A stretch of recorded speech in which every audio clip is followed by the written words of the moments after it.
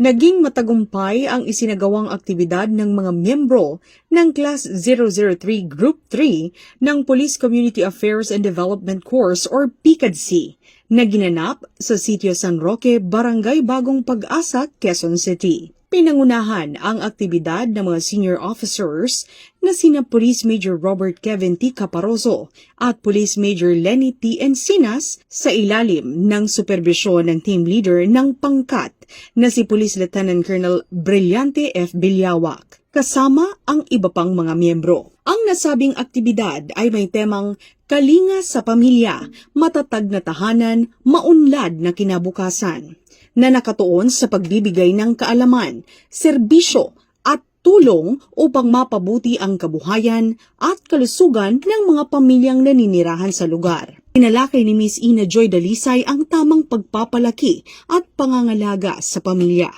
Isang mahalagang paksa upang matiyak ang pagkakaroon ng matatag at masayang tahanan.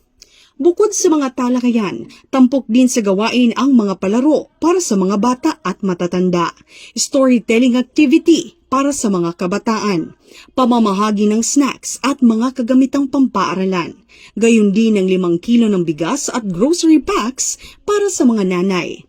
Nagkaroon din ng pamamahagi ng contraceptives mula sa tagapagsalita kasunod ng isinagawang lecture.